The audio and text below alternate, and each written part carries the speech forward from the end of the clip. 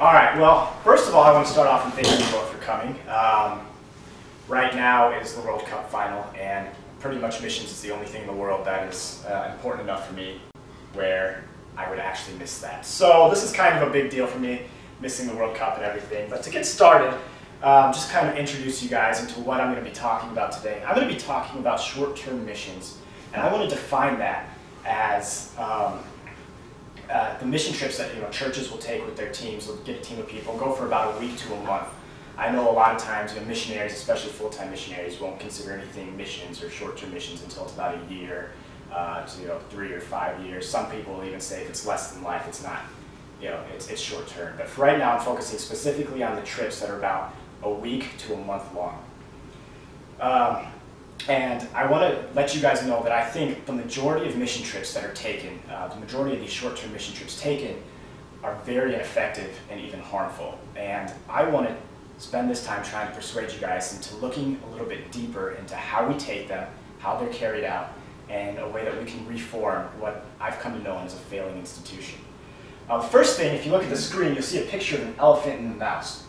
There was an African tribal leader who was one time asked, what is it like to do mission work and take these mission trips with Westerners? And he said, well, it's like an elephant and a mouse. See, elephant and mouse were best friends. They were really close. They were as close as any two friends could be. And one day they were invited to go to a party. And at this party, everybody was having a really good time. They were all celebrating. They were all dancing. But nobody celebrated harder or danced wilder than Elephant. Elephant had the time of his life, and he was dancing and having a great time, and he just enjoyed it. And at the end, he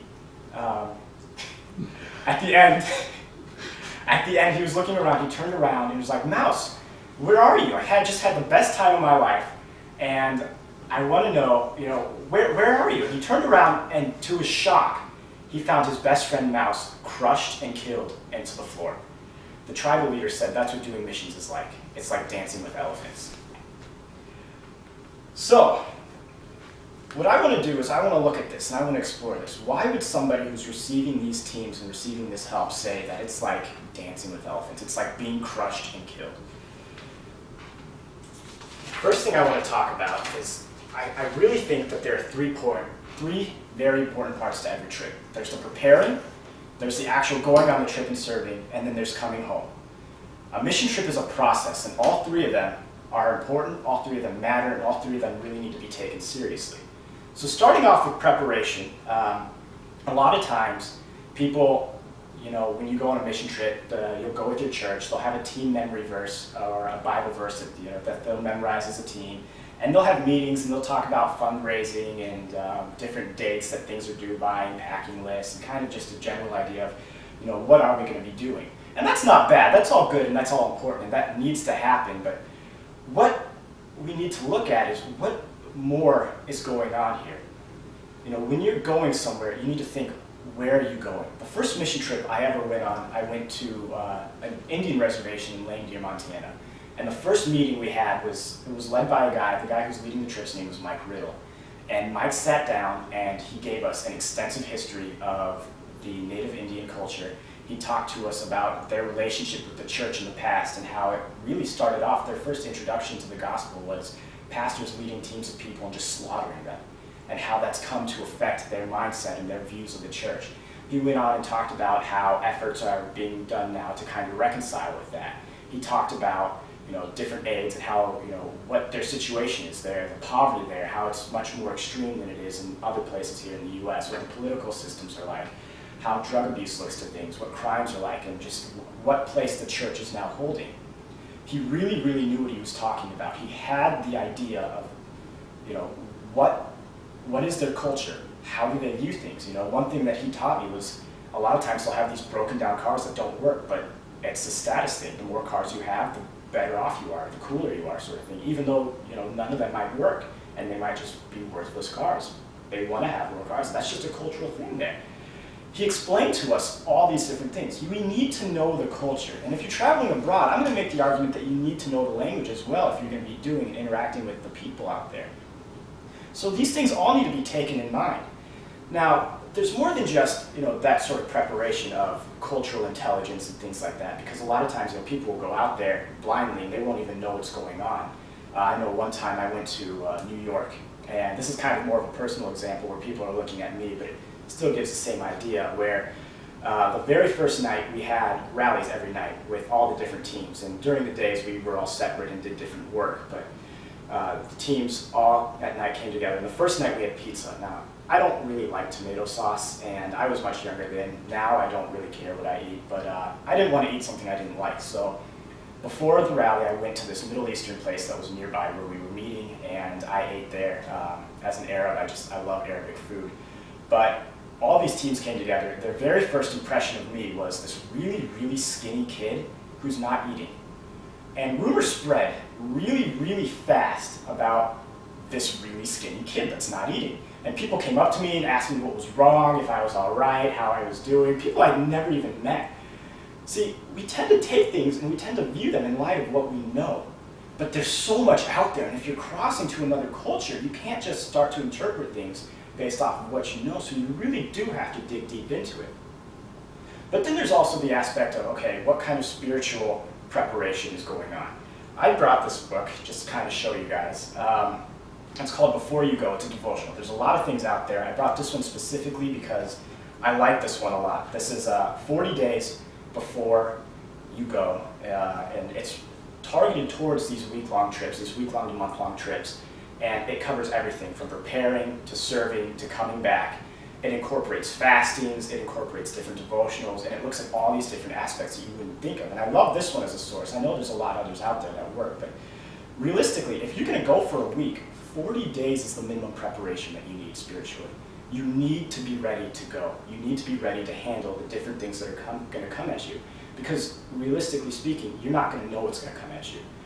Nothing really goes according to plan. So you need that flexibility, but you also need to be prepared just spiritually to see a completely different world and how spirituality works in different ways. Another thing is, when you're getting people to go, they tend to advertise with pictures like this one. Sometimes it'll be a little kid. This is a picture that was taken in the Dominican Republic when I was there. It's a person, they kind of just look sad. They're in a horrible situation. That guy's really skinny, probably doesn't eat a lot. That's his house right behind him. It's just a small room. And people are just like, oh, this is so sad. They need help. They need help. And we get this mindset that we're going and we're going to save the world. And I'm sorry to break it to you, but we're not going to save the world in a week. That's not going to happen. And I'll talk about that here in a minute. But first I want to show you, there's a couple other ways that we can better advertise them, I think. That's me with a kid named Jason in New York. It's just showing, what are we doing? What are you actually going to be doing? I was tutoring him at this point. And another thing, one's a little bit more silly, but I like that picture a lot. This is me in New Orleans. I spent the summer down there. Just a bunch of kids tackling me. A lot of times you go and you play with kids, and that's a good thing. Let them know what are you going to be doing, because if you're looking just at this person's in a terrible situation and I'm going to go to save the world, you've already got the wrong mindset, and you're not going to get things done very well. So going on, when you're actually leaving and you're serving on the trip, one thing that you need to keep in mind is what is the goal of missions? Ultimately, what am I doing? What am I being a part of that's bigger than this 1 week? Now, I believe that the goal of missions, ultimately, is to plant self-indigenous church planting movements. What that means is you want to go and make disciples that will make disciples that will make disciples. And the disciples you make, ultimately, you want them to be self-sustaining. You want the churches to not be dependent on other churches. Now, when we go on mission trips, specifically overseas or to poorer areas, we tend to go, and one thing that we'll do is we'll do like these VBSs, or we'll teach these Bible camps, and we'll also go and there will be, a lot of distributions. We'll bring a lot of things with us, and we'll pass all this different stuff out, just give a lot of donations. And a lot of times, especially if it's in another culture where you don't speak the language, you speak to a translator. These aren't always wrong, but they can be. They definitely can be. One thing I know of organizations where when you go, they have everything set up for you. You go, you do this VBS, they have translators hired for you, and you'll teach these kids, the translators will translate, and the message that's being taught is that the Westerners have the knowledge, the Westerners have the wisdom, these people that know how to speak because they're translating and they're skilled in that, they don't teach, they just translate. Realistically, we should be training them to teach and to disciple because it needs to be more self-sustaining rather than just saying, hey, we've got the wisdom, we've got the knowledge, so take it. And honestly, these translators know the culture better anyway, and they know the people already, so they'd be better suited to teach, and long term, they're going to be around, so they're better suited to be the ones to disciple these people and to help them grow. And then when we do these distributions, a lot of times, you go to a third world country, and I want to specify, different kinds of missions. At a time of crisis, you have to get people out of these situations where they're going to die. You have to give them food, you have to give them shelter, because that's basic and that's what's the need. A storm comes through or a war comes through. They absolutely need that. But that ends almost right away. Almost the minute they're out of that situation, you need to start going into getting them back on their feet. When you're giving and giving and giving, you tend to cause, once again, that dependency. It's not a matter of who are they, what are they doing, but it's more a matter of what is going on, how is it being carried out? Because these Westerners are giving us everything we need, so why should we have to do it? And they become dependent on us. There's a book called Dead Aid, in which an economist who was born and raised in Africa talks about how the African economic system, the extreme poverty, the wars, and the corruption in the government can be traced entirely back to aid. That before the last 100 years or so of aid, and she goes through all the details a lot more specifically than I'm going to be able to, but before all this aid came in, there wasn't this extreme poverty. Storms and famines would come, and they might not necessarily be prepared to deal with it because they weren't developed enough. But once we came in and started doing this development and this aid and just giving and giving and giving, the economic system and the extreme poverty and the widespread starvation all started to crash. And that's really what it came out to be. And when we're doing this sort of thing, we are harming them. We're telling them, hey, we've got it all, we've got the wisdom, we've got the knowledge, and just kind of lean on us. They shouldn't need to lean on us. They should be sending more and more out and making these people grow and helping the people around them grow.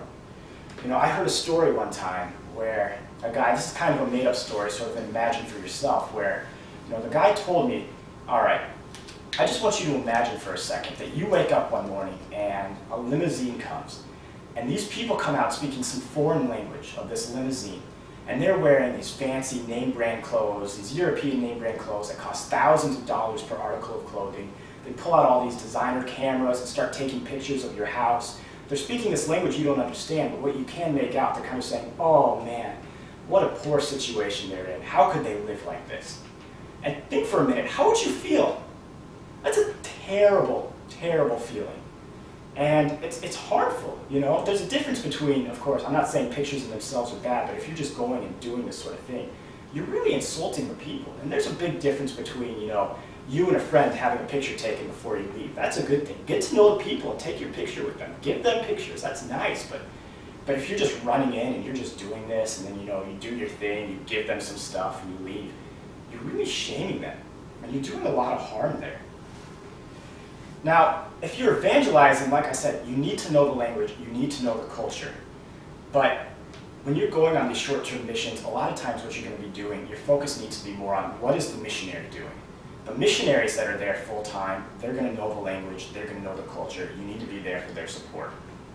When I was in New Orleans, for example, once again, a lot of the teams came down, and we were a team-based organization in the sense of our outreach was based off of how many teams would come and what we could do, because the teams would come in and they would do construction on these houses that were torn down by Katrina. But in doing so, that opened a door for us to go into the communities and talk to the people that are there, figure out what the needs are, meet those needs, tell them the gospel in the meantime. So we were doing the work, we were getting to know the communities, we were helping them out. But we needed the teams, and so we had that partnership going on where the teams were coming in for a week and leaving, and they wouldn't really get to know people. They would talk to them, and that was nice. But they wouldn't get to know a lot of the people. And let's say you stop and you're talking to a person, which is a good thing, and this person starts opening up to you. You need to be ready to pass that person on to a missionary, because you're not going to be there very long. Like I said, you're not saving the world in a week, but the missionary is going to be there for a long time, and they're the ones who know the culture, they know the language, so really pass that on to them. And a lot of people think, when you're looking at it that way, it doesn't leave a lot for us to do. And realistically, it seems like it's a lot less work, but the effect is going to be so much greater. Also, I want to look at one last thing. It's called a Barnabas mission. This is something that not a lot of people know about. Barnabas was one of the apostles, and he would go and he would preach, but specifically what he did is he encouraged people at the church. And so this next picture, this is when I was in Lebanon. I was there for a year, and the missionary life is a calling to give up who you are. It's a calling to give up what you do and kind of make a lot of sacrifices. It's a lonely life. It's a painful life. And a lot of times people start to burn out and they start to hurt and they have needs. So a Barnabas mission, it's not quite as popular. And generally it'll be one person or two people, maybe a small family that'll go out to where this missionary is and just encourage them. This guy's name is Roger Schmidgall. He came out when I was in Lebanon, and at this point, I think it was about February. So I had been there for about 6 months, and I was hurting, I was lonely, and I was starting to burn out. And he came, and I was just doing my everyday thing to what had become to be an everyday thing. And the whole time it's just like, oh my gosh, wow, no, that's so cool. He didn't speak the language, he didn't know the culture, which kind of makes these trips the easiest trips to take. And honestly, they're some of the most effective ones that you can do, because your amazement with this new culture and everything that's going on, how you get to see the missionary work firsthand, it becomes much more personal to you, but it also helps the missionary continue on so much more. Which helps me, which makes me want to transition into coming back. When you're coming back, to be very real, coming back is the hardest part of any trip. You start to hit what's called reverse culture shock. Now with reverse culture shock, you start to see the clashes of culture once again, just like in regular culture shock when you go. But you start to hate your own culture. You start to feel guilty about a lot of the things that you have. And honestly, you start to tell people will be like, how was your trip? And you'll be like, oh, it was great. And they'll say, that's awesome. And almost every time that's where it ends. Or they'll say, yeah, tell me about it. And you'll tell them a story or two, not a lot of details. That's so cool. And there's a give and take that needs to happen. I mean, the people coming back, it's very natural for us to want to understand, okay, I want them to feel what I felt. I want them to see what I saw. And they can't do that realistically. But also, you have to be ready. There are going to be those people who don't really care. But there's going to be people who, they want to hear more. So prepare short speeches, prepare the long ones.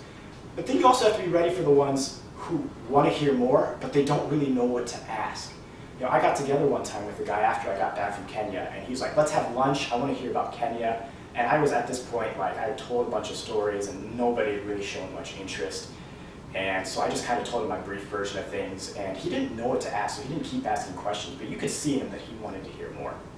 So from that point, I kind of started to tell him more. That opened things up. But churches as well need to receive people back. They need to host situations or kind of meetings where the congregation can come and hear about what's going on. They can tell all their stories. They can tell about the times when they just blatantly broke cultural expectations, and it was hilarious, because that's going to happen. And tell the inside jokes, tell the stories of ministry, how God moved. But then there's also team meetings. There are people that were there with you, that saw what you saw, felt what you felt. And these team meetings should start realistically in the preparation stage. Continue, honestly, every single day at the very least throughout, while you're out there serving, and then continue when you're coming back. Because when you're transitioning back, it's just hard. And you just want to be back where you were. I mean, every single time, you just want to go back. And it's difficult. It's very difficult. But if you're meeting with these people and you're talking, you go through your journals, you tell stories, you can all laugh together and know that, yeah, they really do get it.